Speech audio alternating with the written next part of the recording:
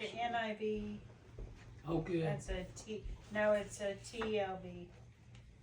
It just uses like I don't know. I forgot. It's gonna be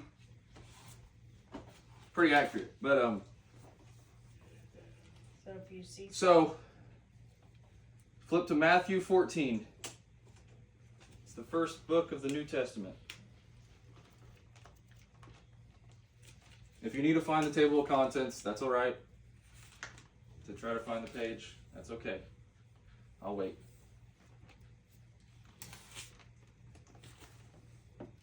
I'm there. Cool.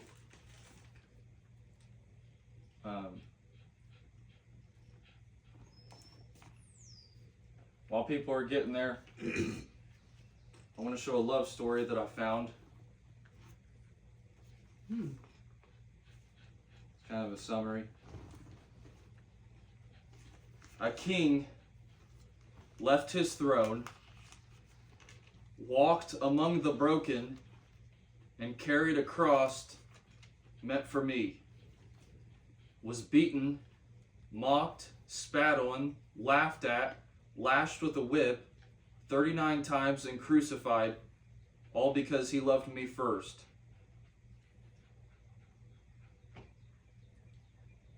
They buried him, but love couldn't stay dead. So 3 days later, he rose.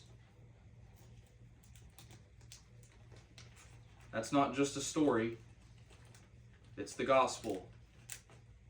It's the profound truth of my great, holy, and mighty Redeemer, Yeshua, Jesus Christ, the Son of the living and almighty God. That is a love story. The king left his throne and was beaten and took your place. You understand? If life was fair, see, because life isn't fair, right? A lot of people say that life isn't fair. Man, life isn't fair, man. I thank God it isn't. Because if it was, then we would all be hanging on a cross.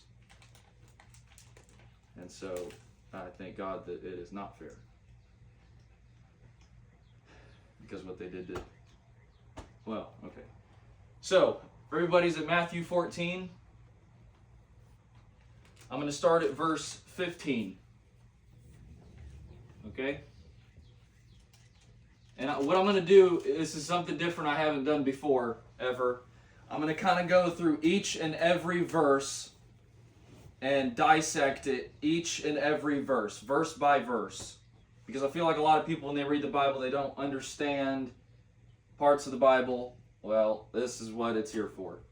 That's why I'm here. All right, so we'll get into verse 15. So, Matthew 14, verse 15.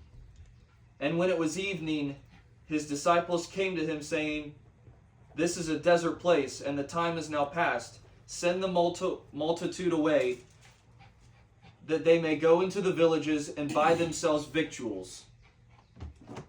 Now, the version that you're reading may or may not align with it. Again, I know yours doesn't. It's all right. You just follow along in the way that, just follow. It's okay. It's all right. It's okay. It's okay. Just follow along. Just listen to my words, okay? So verse 15 shows Jesus' disciples came to Jesus, right? It says right there. And when it was evening, his disciples came to him, saying, "This is a desert place," meaning nobody around, saying, "The time has now passed, that he should send the multitude away into the villages to go get some victuals." Victuals just means food.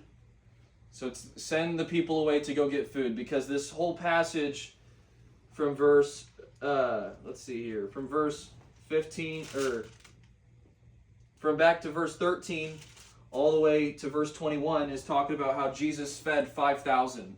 Now I'm kind of going to skim through that because that's not really what I'm wanting to hit deep.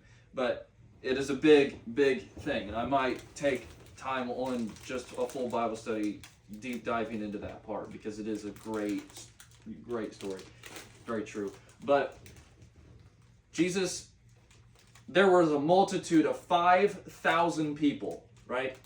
Just to put it into perspective, if you've ever been to Ruoff in Noblesville, that holds around 2,500. So it's double. the amount of people came to see this one man preach.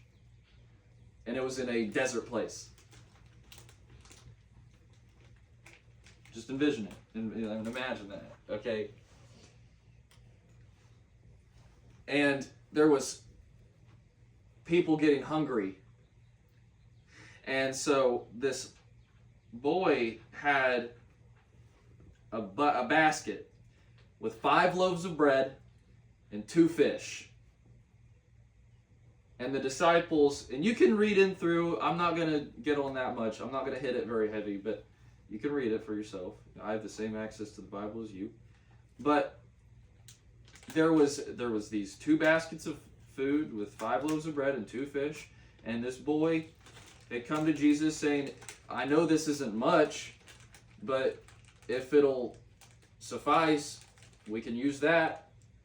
And the disciples said, no, that's not enough. But Jesus, being the Son of God, said, bring them to me. And so he did. And when he did, he blessed them, and they were able to feed 5,000 people with only 5 loaves of bread and 2 fish. I could only imagine seeing that. I mean, there's only 3 people here. 4,997 more people. What's even more crazy about that a lot of people skip over and don't realize is that not only did he feed 5,000 people, or it barely held in one basket. I mean, that basket was pretty light. Just 5 loaves of bread and 2 fish, right? It was a pretty light basket. Well, if you read in 14 verse 20, it says, and they did all eat and were filled, and they took up of the fragments that remained, get this, 12 baskets full. After feeding 5,000 people, there still remained a dozen baskets full of loaves of bread and fish. That's a miracle in itself. People were full. 5,000 people were full. Enough said. Alright, so what I'm really wanting to hit is this next passage starting at verse 22. But I'm going to kind of skim through what the earlier verses mean. So in verse 16, it says, but Jesus said unto them, they need not depart, give ye them to eat. So basically what I just talked about, I'm just going to kind of summarize what I just said, what the Bible says about it. So in verse 16 it said that, it's showing that Jesus said they don't need to leave. He told the disciples, feed them. With these 2 baskets of 5 loaves and 2 fish, feed them. Go feed them. They don't need to leave. And then in verse 17, it says, and they say unto him, we have here but 5 loaves and 2 fishes. So the disciples, they were human beings. They didn't understand. What are you talking about? How are we going to feed 5,000 people with only this amount of food? So it shows the disciples' confusion by saying they only have so much. Right? I'm going to skip 18 and 19. And in verse 20, which I just showed you, shows that even after Jesus fed 5,000 people, from which started with only 5 loaves of bread and 2 fish, there would still remain dozen baskets full. Crazy. All right. So, I want you to imagine this. Get this into your head, right? You're on a boat. You're on a boat out in the middle of the water, nothing around. You can't see anything in sight. Though it was a small lake, there was a storm. There's a storm going. Huge storm, and you're not in no luxurious ship. You're in a boat. And you're with 11 other people, and you guys are in the midst of a storm where it's tossing waves, rain everywhere hitting you, gigantic storm clouds up in the air, and you're in the middle of this storm and the water. You'd be terrified, like anybody else. You could die. You could die. You could you could drown. You could get flipped over and then drown. But okay, so that now that I've set the scene for you, just imagine you're there. Now, verse 22. So this is where we start to get, and I want you to remember something that Jesus says. So throughout me preaching. So verse 22 says, "And straightway Jesus constrained his disciples to get into a ship and to go before him unto the other side, while he sent the multitudes away," meaning all the other 5,000 people. So he's instructing his disciples to go get into a ship and to go before him unto the other side. Get that part? To go before him unto the other side. Jesus is saying to go before him unto the other side. Of the boat? No, the river. Go to the other side of the lake, other side of the river. Not river, but lake, ocean, the area. Go from one side, point A, to point B. And that straightaway immediately means, straightaway means immediately in that verse. And constrained means made, and the ship means boat. So they're in a boat. Verse 22 basically explains constrained means being compelled or driven by a strong internal force or external pressure to do something, often to act in a specific way. So Jesus was constraining, compelling his disciples, I need you to go to the other side. Jesus already, get this, before everything was going to happen, Jesus already knew everything that was going to happen. Throughout everything I'm about to read, Jesus knew everything that was about to happen. Because he works outside of time, right? So he can know the future. Verse 23, Jesus says, "And when he had sent the multitudes away, he went up into a mountain apart to pray. And when the evening was come, he was there," get this, "alone." So, if you ever feel like you're alone and praying, you'll notice that Jesus, more often than not, when he prayed, it was alone. I want you guys to apply this to your life, so it's not like just me saying something and I'm throwing out words into your mind. I want you to get this. Verse 23 is talking about how Jesus went into a mountain apart from his disciples to pray. When the evening came, he was there alone. Verse 24. "But the ship was now in the midst of the sea, tossed with waves, for the wind was contrary." So now they're in the midst of this sea, and there's tossing waves everywhere. Dark everywhere. Grayish color everywhere. Storm everywhere. No one around to be helped or seen. Really envision it.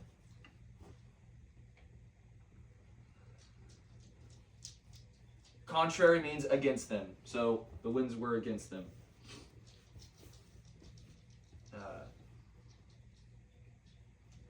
The ship holding the disciples was now in the middle of the water in a storm. As this verse says, the water was tossed with waves. Verse 25. "And in the fourth watch of the night, Jesus went unto them," get this, "walking on the sea." He was walking on water. There's a connection in this book because in the beginning, in Daniel 10, it talks about how Jesus' feet were made of polished brass. Do you know what brass does in the water? It floats. There's a connection there. In Daniel 10, it says that Jesus' feet were made of polished brass. Jesus walks on water. That connects. Verse 25 shows that Jesus walked on water. Revelation 1:15 also says that Jesus' feet are made of burnished bronze. So this makes sense. This all makes sense. It's all over this book. There's 63,000 cross-references. No book does anything like that. This book, I've said this before and it's on YouTube, but I'll say it again. It was written this book was written on 3 different continents: Africa, Europe, and Asia, by 40 different men, right? In 3 different languages: Greek, Aramaic, and Hebrew. 40 different men. You know what's so crazy about that? They were all in unison on what they were talking about. It spanned over a course of 1,500 years. Guys, if we were in a classroom and we were with 20 people, let's say like average classroom holds about 20 people, right? And we're in a classroom and the teacher goes, hey, I need you guys to write something about whatever you want. Not one of us would be able to say the exact same thing, cross-referencing each other. Double that number, quadruple the years, right? Some of these people, they didn't even meet each other, yet they were in complete unity on what they were talking about. That's impossible. That's impossible. That doesn't just happen. That makes this book truthful. It shows that what they're talking about is credible. Because see, if we were in a court of law and you had 2 witnesses saying 2 different stories, something ain't right. Something suspicious there.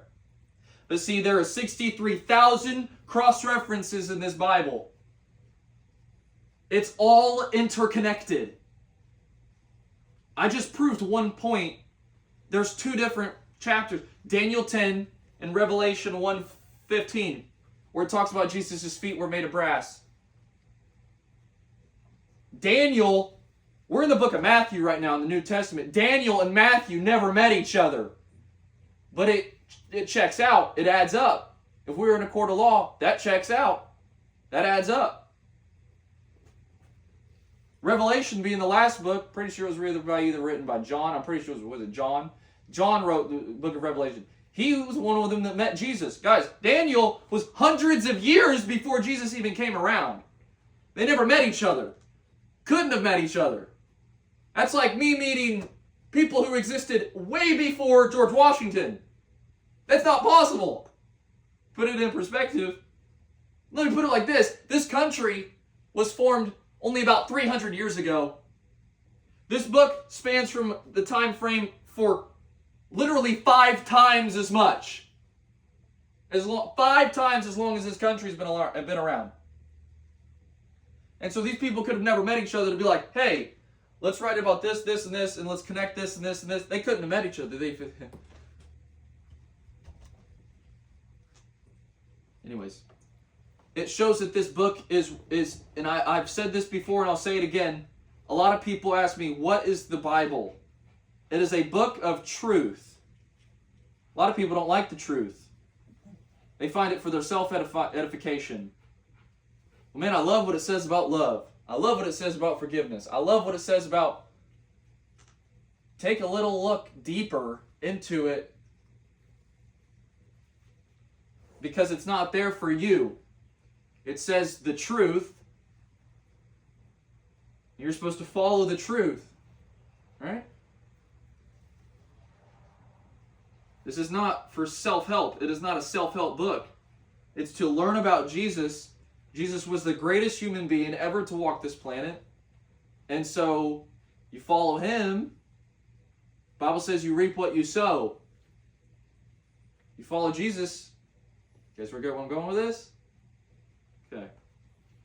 All right. Now back to the story. Into verse 26. This is vital, guys. This is vital. Because I want you to look at this like it's your own life. Don't look, I'm about to get into what Peter does.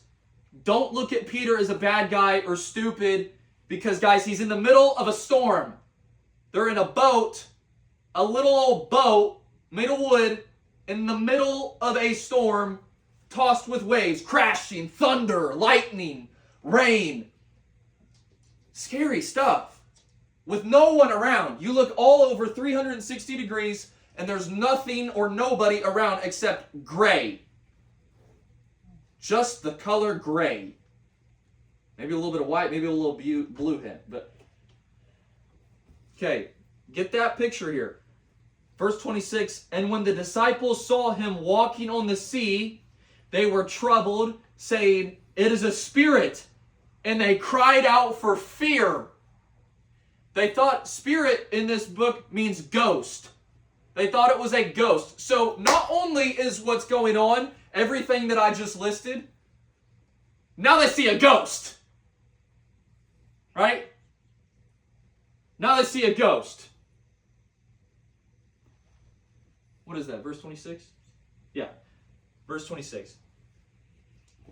Shows that at first the disciples thought that it was a ghost and they cried out for fear in the storm. But straight away, get this in verse 27, but straight away, notice Jesus can penetrate your mind. He knows everything that you're thinking. He knows every thought that you think, so you can't hide from him. When you go to pray, I advise you to pray without ceasing. Do it in fullness. Everything that you're feeling, whether it be anger, sadness, fear, whatever it is you're dealing with, you can go to him about it. And one of many reasons is because you can't hide it from him. Because he knows. He already knows. If you hate him, he knows. If you love him, he knows. He knows your heart. He knows your mind. He knows what you're longing for. And in this, notice how Jesus straightway spake unto them because he knew that they thought he was a ghost. So straightway, loving as he is, straightway showed himself it was not a ghost. It was Jesus that they saw. Jesus was walking on water. 27, but Jesus straightway spake unto them, saying, be of a good cheer. In the storm? Be of a good cheer, it is I. And you'll see this 365 times in the Bible. Be not afraid. That quote comes up 365 times in this book. Be not afraid, or fear not is another way they use it.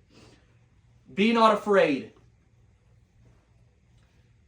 Verse 27 shows that Jesus said, take courage. That's what be of good cheer means. That means take courage. You guys know what courage means, right? Okay, cool. Take courage. It is I. Be not afraid. Yeah. You guys in this generation know about aura?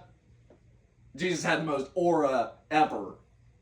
It's even beyond aura. It's called glory. Holy glory. The phrase, do not be afraid. Like, okay. I already said that. All right. All right, and then verse 28. And again, think as if you're Peter, one of the disciples. And he said, okay, and Peter answered, in verse 28, and Peter answered him and said, Lord, if it be thou, bid me come unto thee on the water. If it's really you, have me come onto the water to walk to you. He knew Jesus had the power to say, to come do it. Get what Jesus does in verse 29, and he said, come. And when Peter was come down out of the ship, he walked on the water to go to Jesus.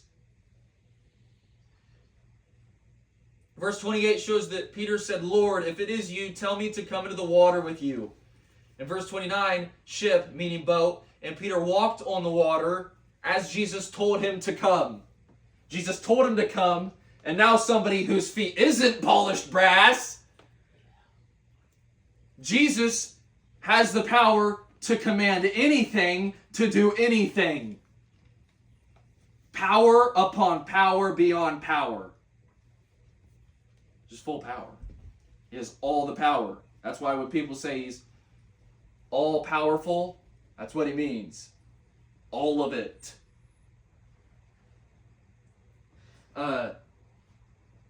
But verse 30. But when he saw the wind, get this, when he saw, talk about Peter, saw the wind boisterous, he was afraid.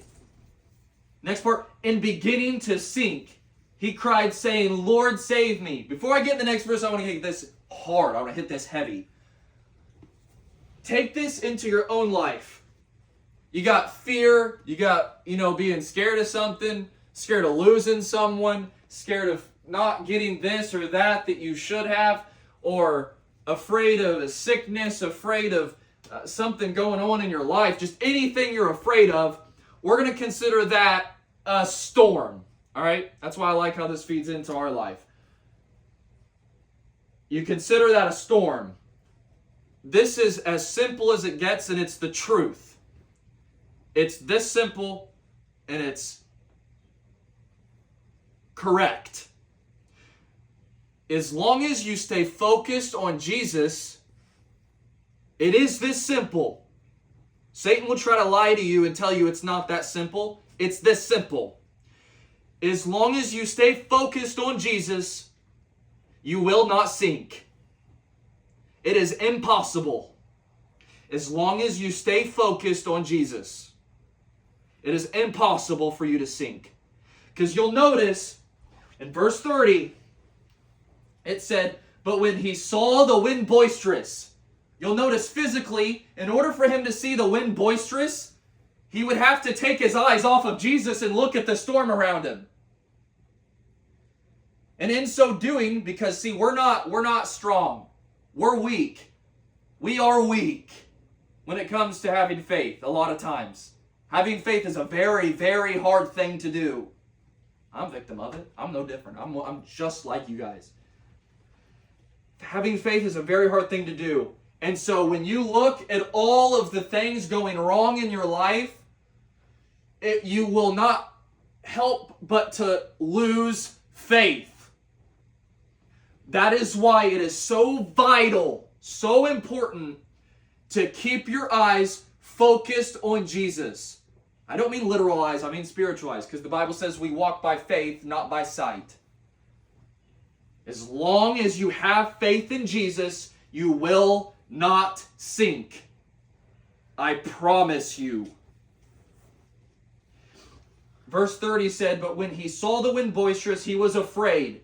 So because he lost focus on Jesus, because he lost focus on him, because Jesus said, come, and Jesus had focus on Jesus while he was walking on the water. But the second that he lost sight, lost focus of Jesus, started looking around, becoming afraid, man, I don't know if I can do this, man.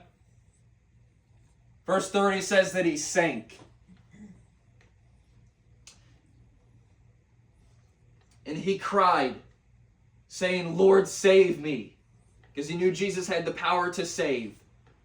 Even if you start to sink, this verse is very powerful in showing that if you lose sight of Jesus, if you lose focus of Jesus,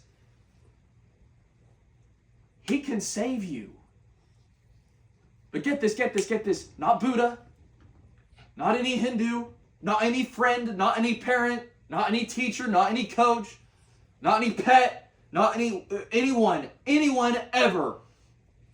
Only Jesus can save you. Not even yourself. You don't have the power to save yourself. You can't. You know what heaven looks like? You know what hell looks like? No. Only Jesus has the power to save you.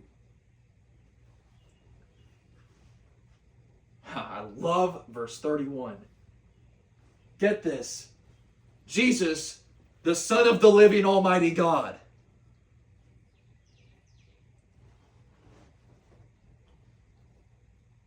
You understand his power, like you can't even start to fathom or understand his power, right?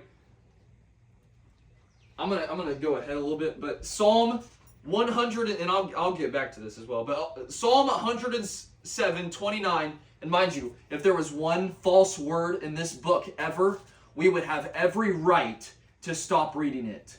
That is how truthful this book is. Find me one false word, and I'll show you the cross-reference or how you're wrong. It's nothing but truth. Nothing. There's no contradiction. You go to a passage, find me one false word in it. There's not one. So, when I say this to you, I'm saying the truth.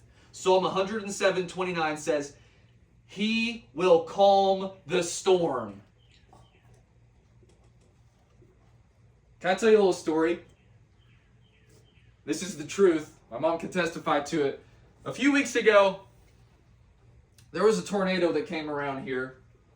And have I said this story before? I don't think I have. Are you Okay. on video? What? Are you on video? Yeah, I think so. Am I? Yeah, I am. Okay, so Standing over there. I know it's the whole room. It's got the room. So during this tornado that was going on, I'm going to tell you what I saw, and I'm going to tell you what happened. What I saw with my own eyewitness account, what I saw and what happened. What I saw. So I was in this backyard. I took that verse that I just quoted to heart because it's speaking truth, right? I was outside in this backyard for what, 20, 30 minutes solidly? 30 minutes? Out here while it was pouring rain. I mean, my clothes were soaked. And I was joyful in the middle of this storm. And the only reason why is because I knew that verse was true. So there was a big storm that was going to happen. Tornadoes were supposed to happen. And I'll tell you what I saw. As I was looking up into the sky, there was a big, gigantic gray cloud. I saw it. And it was swirling. I saw it start swirling. And I started praying. I don't think people understand the power of prayer. People think it's just words that we say, and we don't really know if half the time he's listening. It's just prayer. Yeah. There's power in prayer. And you're talking to the one who has the most power ever. Ever. And he answers those prayers. How amazing is that? What king cares about his peasants? None, ever. Jesus, God the Father even, cared so much. Let's pretend that you're a parent, right? God sent his son to die for those peasants. You gonna send your son? You gonna send your kid out to die the brutal death that God sent his son to do? I don't think so. God said, Satan, what's it gonna take for me to free my people from you? Satan said, your son. God said, done. Yeah. Powerful stuff. That's how much he loves you. You don't even understand. You don't even understand. So I saw this big swirling cloud and I started praying, God, and I love this quote. I had this quote in mind as while I was walking around the backyard. A lot of people like to tell God how big their storm is. I like to tell the storm how big my God is.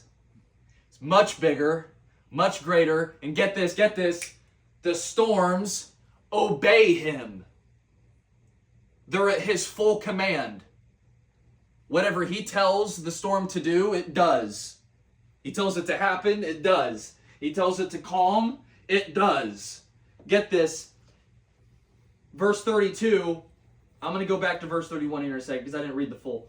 But verse 32, it says, and this proves what I just said, and when they were come into the ship, the wind ceased. Jesus commanded the storm to stop. This is a book of truth. And it did. When you become a Christian, when you become a follower of Jesus, I like that term better, has more weight. This book, as said in Hebrews 4:12, says that it comes alive and it's active and it is sharper than any two-edged sword. If you're not, it'll just be a regular book. I mean, it'll just be pages with words on it. But if you'll notice that when you read it, if you're a Christian, you're saved, you'll notice that it speaks to you in ways that no book can. Like, I get joy because I don't like reading. I'll be honest with you. I don't like it.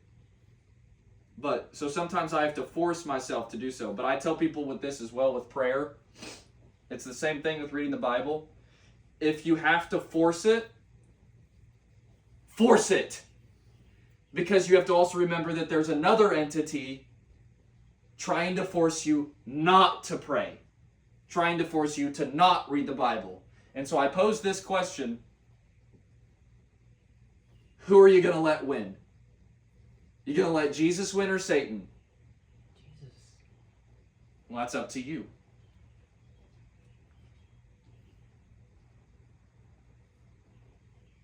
Jesus said, in order to follow me, one must deny himself, pick up his cross, and follow me. Sometimes we may not feel like doing this or that. Sometimes we may not feel like it, or sometimes it may not even feel right to do. And I'm not saying that there's ever a wrong time to read the Bible, because there's not. There's never a wrong time to read the Bible or pray. That's a lie that Satan will tell you, if that is the case. But I will say this.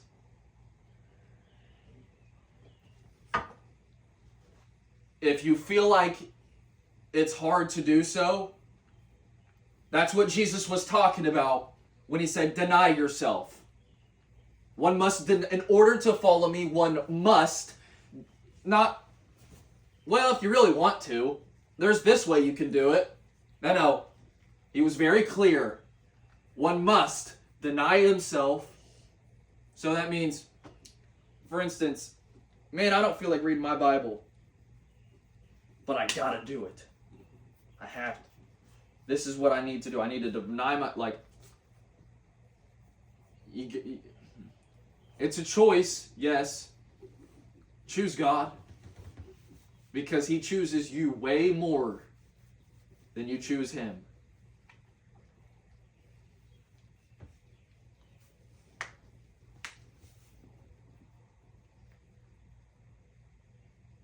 Yeah. So let me back up to verse 31. It says, and immediately Jesus stretched forth his hand and caught him.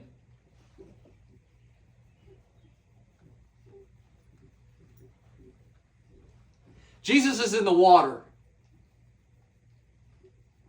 Mosquito get you?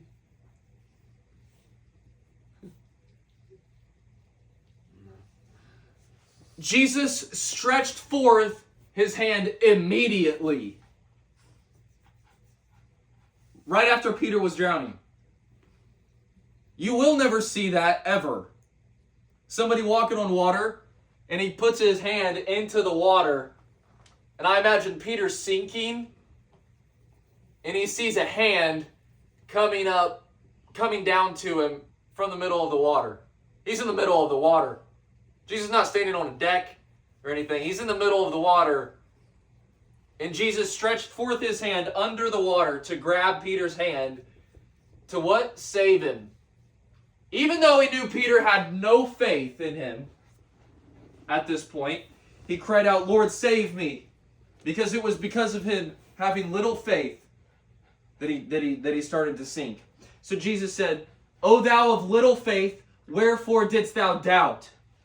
Meaning,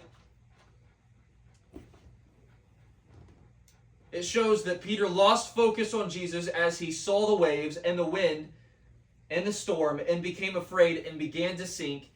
And he cried, begging, Lord, save me. Then Jesus immediately reached out and caught Peter's hand. He said, O you of little faith, why did you doubt? People wondering, what exactly in fullness does he mean by, why did you doubt? You'll notice back in, as I said before, as we started this, in verse 22, it said, and straightway Jesus constrained his disciples to get into a ship and to go before him unto the other side, while he sent the multitudes away. Jesus knew everything that was going to happen.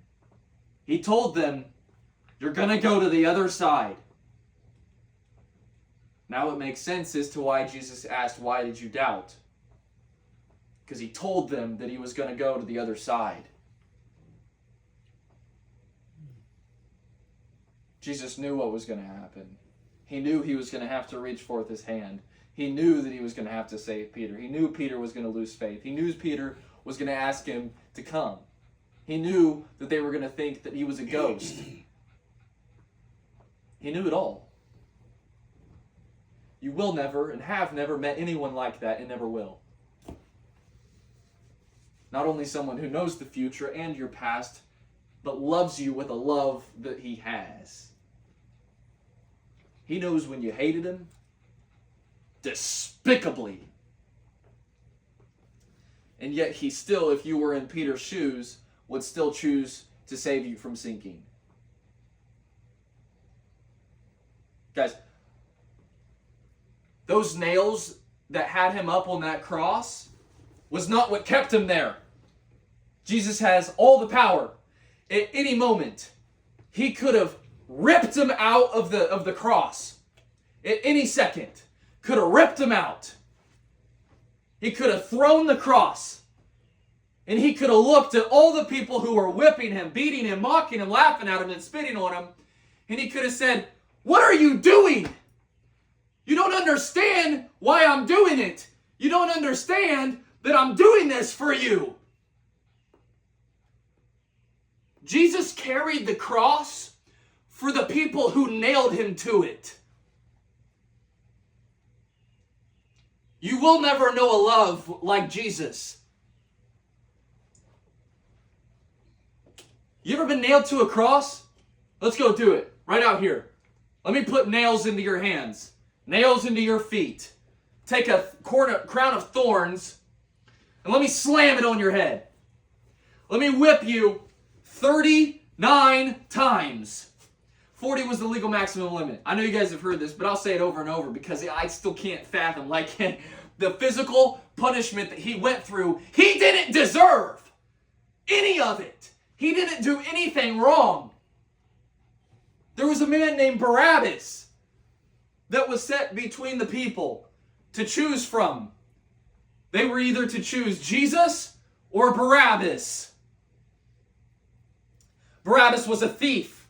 He stole all the time. He rebelled against the Roman Empire. He rebelled against people. He was a thug. He was just not a good person. And these people chose Jesus, who healed, forgave, and loved.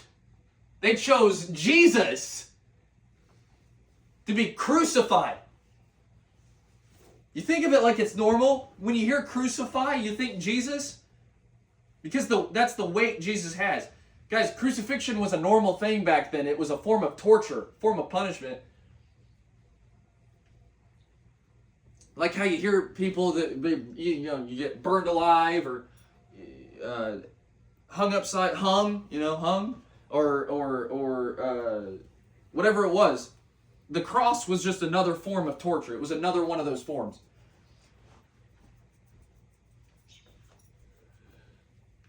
I know I said earlier that it was not the nails that kept him to that cross. You know what it was? Love. Love was what kept him to that cross. Sometimes I feel like people get the wrong impression, and they do get the wrong impression of what love is. There's a modern representation of what love is, and it's not true. The modernality of what love is not true, not even close. Love is, man, if you do this for me, I'll do this for you, man. That is not true love. That's what is called Aerosmith love. If you do this for me, I'll do this for you. If you scratch my back, I'll scratch your back.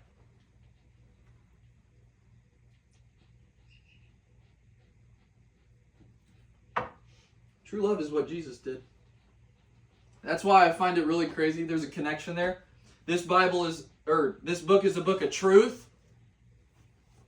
Jesus is not just in the New Testament. He's all over, all 66 books, from Genesis to Revelation.